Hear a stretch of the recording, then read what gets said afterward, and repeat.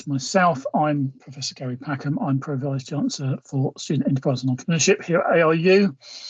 I want to welcome Martin Wing from Enterprise for Life, who is one of our kind of key partners and supporters of the new Social Value Fund. And we have Umkar and Abhinav, who hopefully many of you will already know as our excellent student enterprise officers. And the wonderful Christina is working behind the scenes just to make sure that those students who are registered can access this session. So today's information session is really about us answering questions that you might have. However, just to outline what the purpose of this fund is. This is a collaboration, a partnership between ARU and Enterprise for Life. It is also very much supported by our leading corporate sponsor and partner, Landmark, and other corporate partners are also involved in trying to enable students to look at social enterprise and think about how their businesses can bring social value to our wider economy, but also to the communities we serve, whether that be on a local basis, a regional basis, a national basis, or an international basis. We are not being prescriptive about what your social enterprise or your social business value idea needs to be, but we would encourage you just to look at the website and the criteria and make sure that you're thinking about how your idea is adding value at a social level as well as an economic level.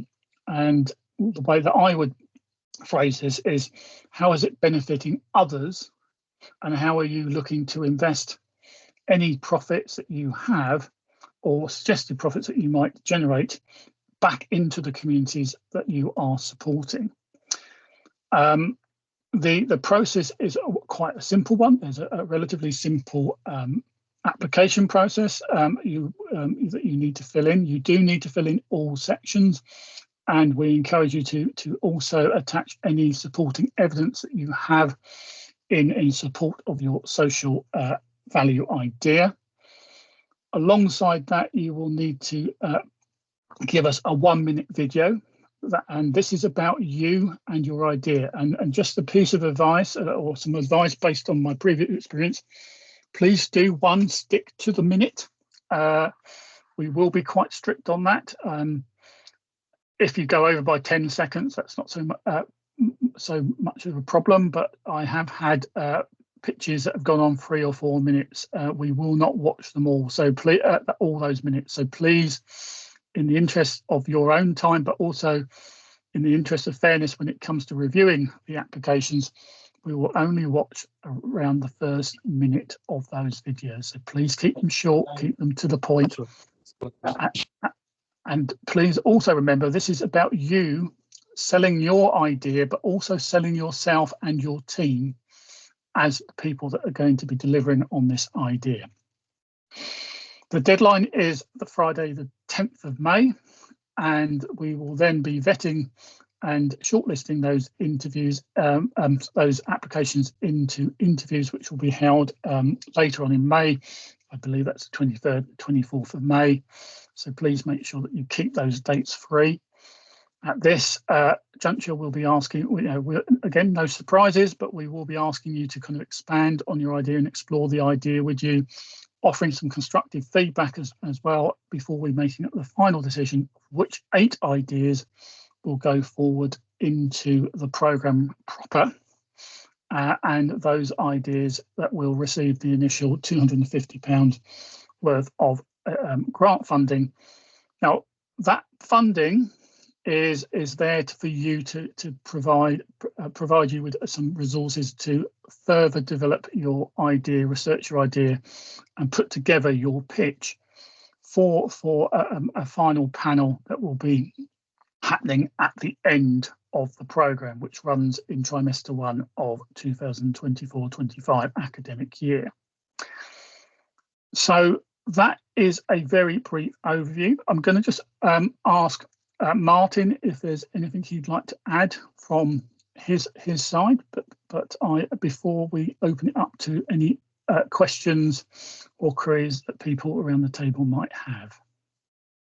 Just like to say thank you very much, Gary, for giving us the opportunity to partner with you on this and work with you. Very excited about looking at the social value ideas that eventually get submitted, and obviously working with those students to move those ideas along.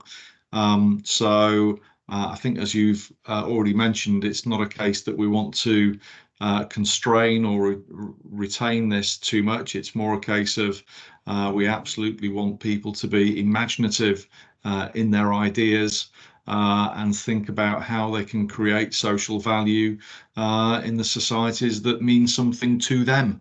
And that can be here, it can be abroad, but primarily we need to make sure that it's focused here in the UK. So yeah, I suppose that's all I had to say. Thank you, Gary. Thank you, Martin. And I'm just going to check with Umka, Abhinav and Christina if there's any points of housekeeping that we just might want to make clear to our students and potential applicants. Maybe Umka, if you want to. Can you hear me? Yeah. Yeah, so the promotions are going on at the moment. I've just dropped the link in the chat. You just need to submit through the MS Forms. But if you have any questions regarding how to submit, how the submission will look like, so feel free to ask questions, anything here. And we can also pick up offline with Gary if any questions come later as well. Yeah, and I think to say that we've already had some questions we've responded to. There, you can reach out to the area team, the Enterprise Academy team, if you do have any queries. The deadline is a week Friday, and I know in student terms that's quite a long way away, but I would encourage you to ask those questions sooner rather than later, because we would like to see a number of really strong applications that make the shortlisting process difficult and challenging. What I would also say is, irrespective of what happens to your application, we will make sure that you are guided and you are supported appropriately through the Enterprise Academy.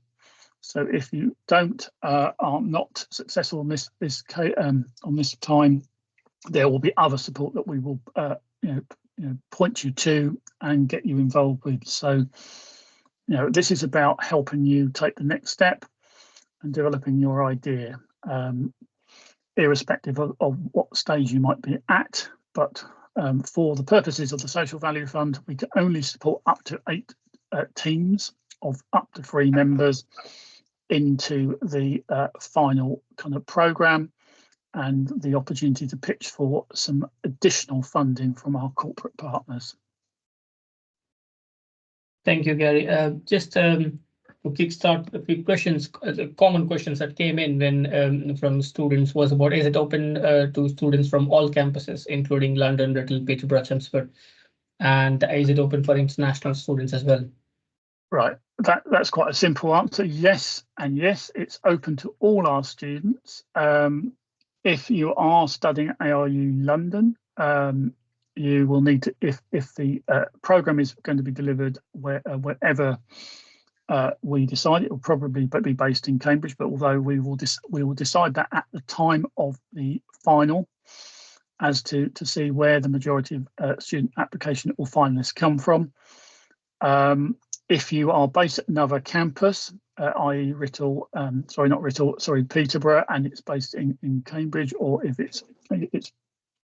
you're from Cambridge and it's based in Chelmsford, we will of course talk to you about giving you reasonable expenses to travel, to cover any travel expenses that you might have to attend the programme. But I think it's worth saying that only week 1 and week 6 of the programme are going to be in person. The rest of the programme will be delivered online and remotely. Just a note on the international students, yes, you are welcome to apply, but as Martin said, it's not just we would want you to think about how your idea is not only impacting but maybe on your home country, but also how that will have an impact and how that will build into the communities within the UK. So it will have to have an impact in the UK. I'm just looking at the students who have joined. If you have any questions, feel free to just drop in the chat or unmute and ask any questions you have. But there is the other thing about a social enterprise. What sort of social enterprise? But there you go. First, let's have it from student, and then I can come back on that. Olivia, over to you. Hello. I'm just regarding, my question is regarding the money that will be given to the student to support with the project. If assuming my kind of project doesn't, I don't, let me put it this way. If I don't need like physical money as a form of initial support, but I need maybe professional guidance rather than money, how would you handle that? Okay, Olivia, I'll start the answer, and I'm sure Martin may come in. But the money is there to as a way of providing support for resources that you might need to make a case to the final panel. By all means, you do not have to spend all that money or any of that money. What you will get through the programme is you will get that guidance and mentorship through the programme. So if that's more of that value to you at the time, then that's great. However, what I would say to you is if you are a finalist, you will be talking to the team and your mentor as to how you might be able to use that funding effectively to strengthen your proposal and your pitch. Martin, I don't know if you wanted to add anything to that. Just making sure we're clear, yes, that the grant funding is not for your own personal expense. It is to cover expenses, outgoings that are related to proving or presenting your business idea. So if you wanted to present your idea on an easel and you needed new paper, great, you've got to buy the paper. So it's about those outgoings that you will have through that process of putting your idea together. Does that make sense, Gary? Yeah, I'm just going to check back with Olivia, make sure that's okay, Olivia. I can only see the top of your head, Olivia, on my screen. So there you go. Hello. Hello. There you go. Yeah, because sometimes I'm just thinking that if it's paper and pen, yeah, I can afford paper and pen, but mentorship, you cannot price on it. Yeah. Yeah, so you will get mentorship and let go in place of that money. Yeah, so the mentorship will be there throughout the program. The mentorship, though, will not be there to fill in the application form. Okay, you get the support if there's a technical issue in terms of filling in the application form, but the mentorship will come through the 6-week program that starts on the 30th of September. So there is a little bit of work that you need to do in order to prepare for all of that should you be successful. So the interview, for example, that you would attend on the 23rd or 24th of May, you should be able to explain how you would spend £250 and what you need to do to actually progress your idea. You might want to buy access to a database, for example, that you can't get through the university, that actually is going to cost a subscription. Okay, because that's going to give you then more market data to be able to justify your business idea.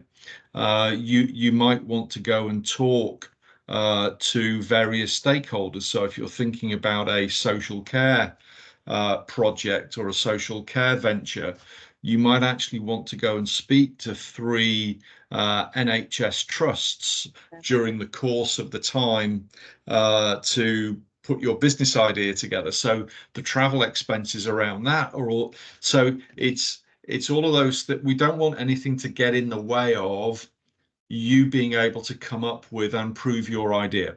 Okay. Yeah. Okay, that makes sense. Yeah. So planning out that 6-week window, okay, the people that you're going to talk to, the things that you're going to do, you know, you might say, okay, I need to canvass the opinion of 50 students around campus because of X, Y, and Z, and I need people to help me. Okay, so I'm going to have 3 people stood outside the Students' Union for 3 days with a clipboard. Okay, that I need to feed them. I need to make sure they stay there. They need their clipboards. They need, you know, so there might be £100 worth of expense there that's helped you collect the primary data that enables you to build the picture of what your social idea is actually going to be. Yeah. Okay. Yeah. Thank you. Okay. There is another question in the chat. I'm just going to read out. Can an applicant on a scholarship whose tuition has been fully paid can participate? The simple answer to that is yes. You're a student of ARU. The criteria is that you need to be graduating in 24-25 or graduated this summer. So they're the criteria. It doesn't matter how your fees have been paid. You are still a member of this community and therefore can take advantage of the opportunities that the community is offered. So there's no problem there. Thank you, Gary. I'm just looking at any further questions if we have. And just okay, thank you. Okay.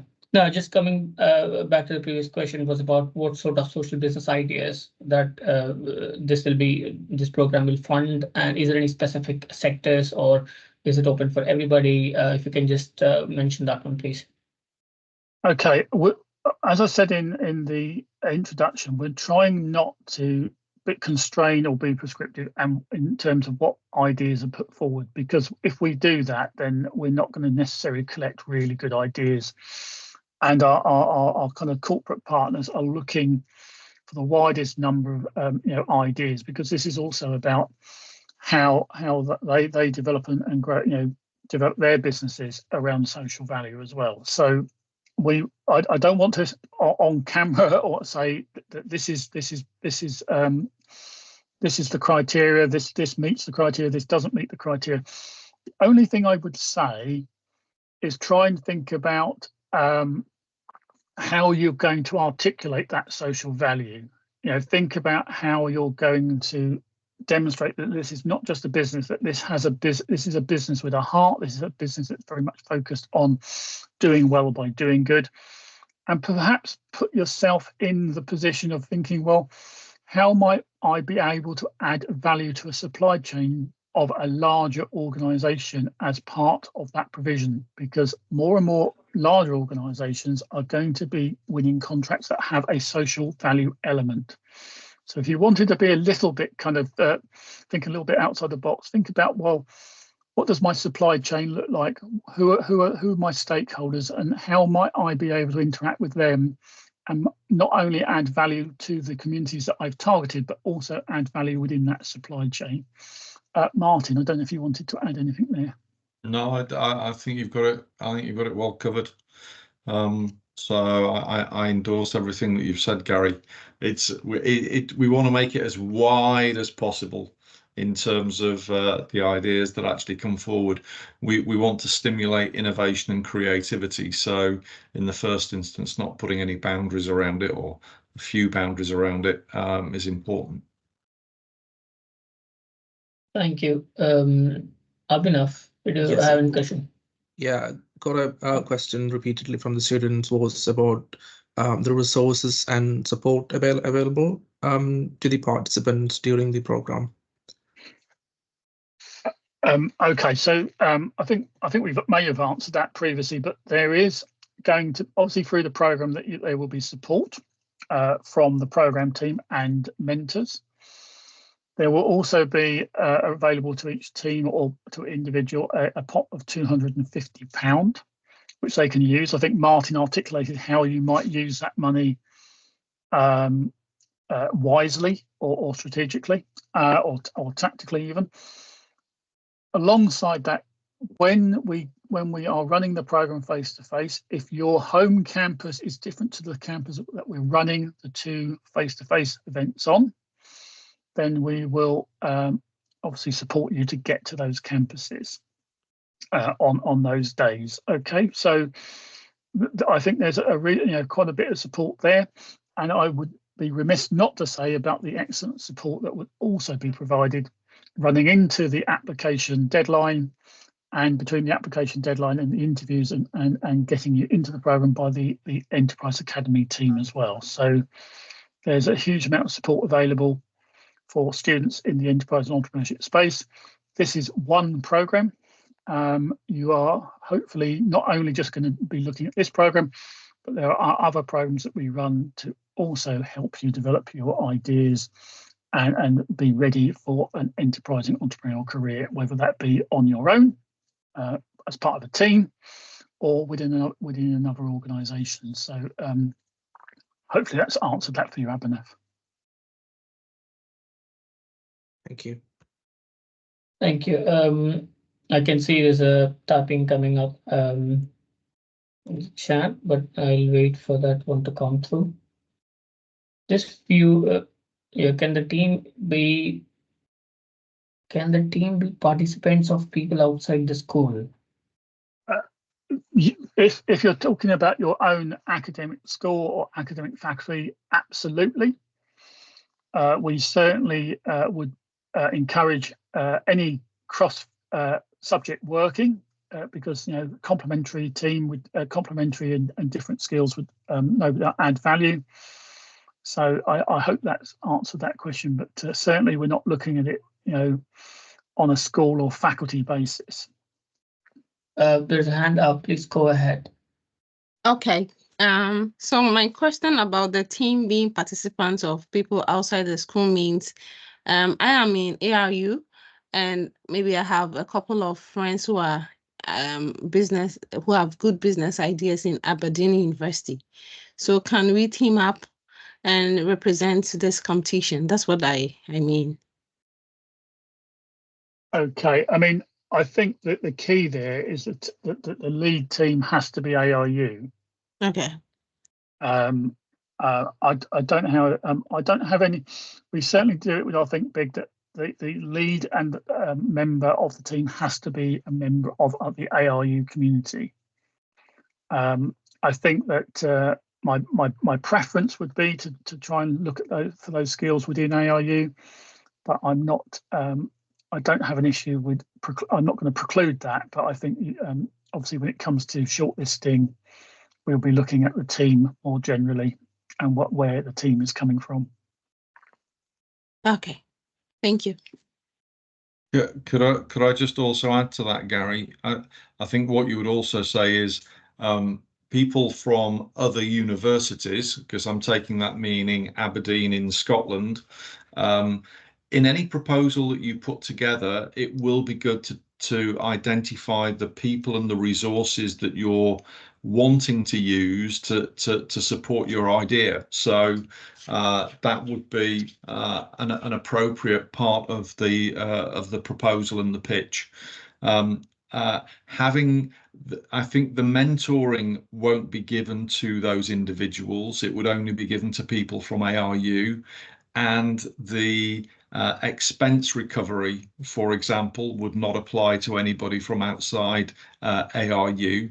But you tapping into your network for appropriate skills and knowledge that support your business idea, absolutely advocate that support. Sure. Yeah, that's really, I think that's a really good way of, thank you for articulating them much better than I did, Martin. No problem. Okay, thank you. I think conscious of time, we have now come to the end of the session. Just a few key dates that I would like to highlight. Was mentioned before. The application closes on 10th of May midday, that is Friday. If you're shortlisted, you'll be invited for the interviews on 23rd or 24th of May, and the program will be running from 30th September to 8th of November this year. That's next academic year in the trimester 1. And I've just dropped the link as well that will take you to the landing page with more information and MS forms where you can directly fill and submit your application. If you have any further questions, feel free to reach out. We will get back to you as soon as possible. So just drop the email address. There you go. Thank you, Christina. If you have any questions, feel free to drop any query there to this box. But thank you so much, Gary and Martin, for joining us and taking questions. And thanks for everybody else who's joined today. Thank you, Omkar.